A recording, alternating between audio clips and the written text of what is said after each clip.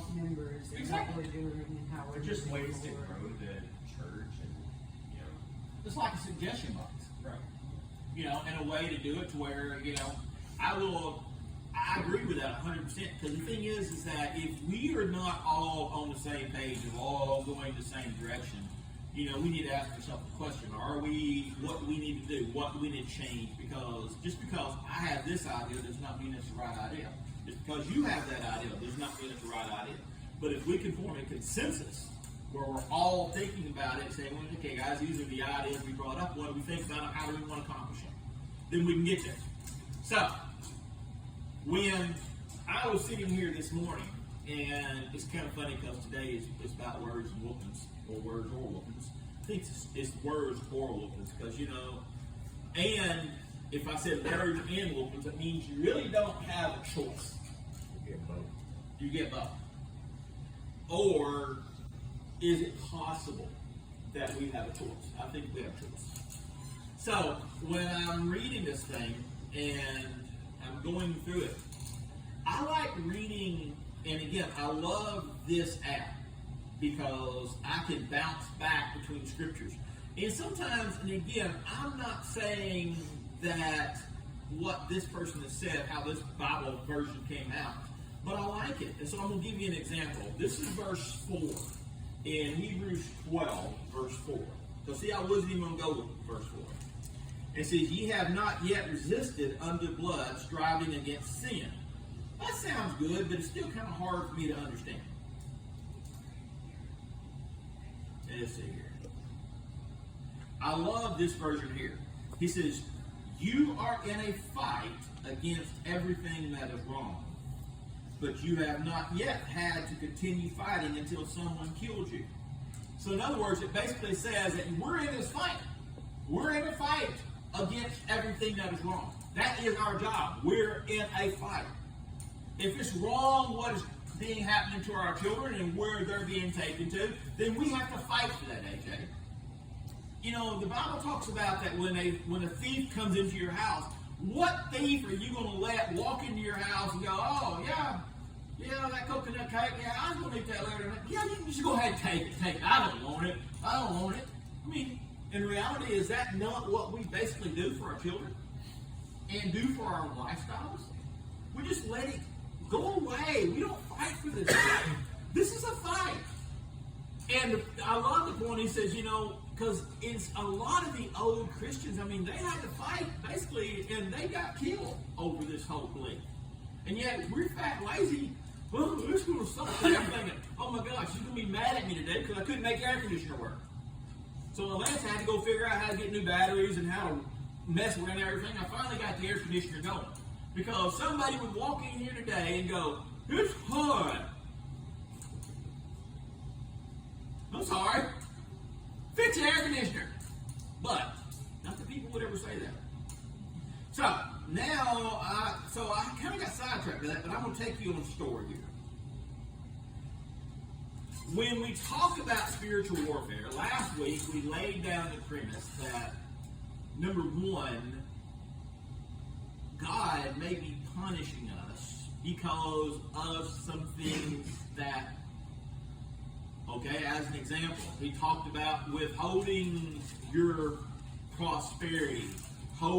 Basically, he says you plant and do not reap. And, when you don't have enough, you're always struggling against having enough. Has anybody ever had that problem of struggling against never having enough? And what did he say? He said, test me on this. Test me on this thing. He also talked about, he showed us two areas that we can improve in our life. But why does God choose to do these things? I will read the easy version, and then, so we're going to be in verse 6. But I want you to catch something here. He said, say it, Artie. Alright. So this is kind of it. For the Lord sends punishment on his loved ones. Everyone whom he takes as his son has experience of his rod. It is for your training that you undergo these things. God is acting to you as a father does to his sons. For what son does not have punishment from his father? But if you have not that punishment of which we all have our part, then you are not true sons, but children of shame.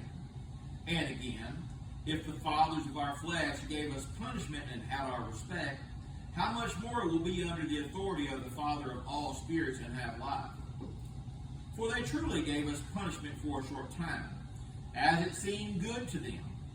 But he does it for our profit, so that we may become holy as he is. At the time, all punishment seems to be a pain and not joy. But after, those who have been trained by it get from it peace-giving fruit of righteousness. So, basically what he's saying is what? What is that saying there? Our punishment is necessary. Huh?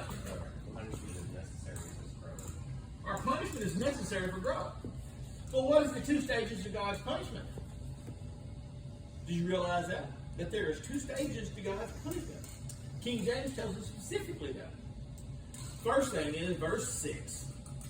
Now you've got to understand, what we've determined punishment, I would find at what he does for our correction. Because punishment is like the phrase preacher. It's a negative connotation. You know, if you're just getting punished, but yet you're not getting corrected, you're not getting taught what is right, what is wrong. You're just getting punished. It's like the fear of the Lord. Like, people take that as literally being, Afraid of God. but it's having awe, having reverence. Exactly. So the thing is, we tend to think, how many times people say, well, I don't understand why God is always so mad at me. God is not mad at you. He's disappointed in you.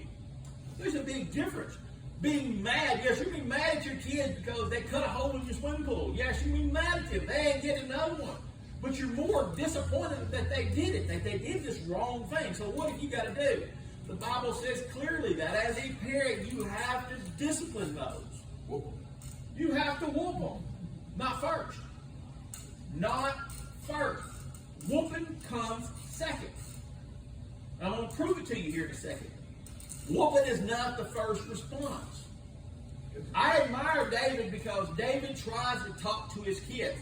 Instantly, me, I resort to swinging. That's not always right. But usually by the time that I'm swinging is after a lot of talking's been going on. So somewhere along the lines, the swinging has to start because the words did not carry it. So, here we go. When we talk about this thing, we're talking about spiritual warfare. We're not dealing with why we're under attack because, again, we always say these words, well, we're under spiritual warfare. Well, you're probably not under spiritual warfare. You're probably just getting your butt whipped because you're not doing what you're supposed to be doing. Well, Satan is after me. Yeah, that is a lie. Satan is not after you. It is physically impossible. Well, it's not impossible. It's highly improbable. So as an example, for Satan to come and attack Kai, do you realize what that just said about Kai? The most important person. The single most important person in creation. So you realize how vain of a statement that is. And oftentimes we want to blame somebody else for what we do wrong or what's going on in our life. We always want to blame somebody else instead of taking it upon ourselves. So as Christians, what's the first thing we always, man, we're really under attack today. We're really out. In reality, you've made a stupid decision. You're not doing what you're supposed to do. Why am I having such a bad day? Well, you wanted to have a bad day. You made that choice. You made that choice. Well, no, I didn't. The kids did this. You still made that choice. You made that choice that kid made you, pushed you in that area. You made that choice. I made that choice. We all make choices. We make choices when we're having these bad things. We want to blame everybody else, but I love what Miyamoto Musashi says. He says, nothing can happen to you outside of your determination that it's going to happen. That's accountability. There has to be this point of some time in our life where we take accountability. The thing is that if the Bible says that nothing can happen to you outside of the will of God, then what happens? That's exactly what it says. But what if it's the will of God? So as an example,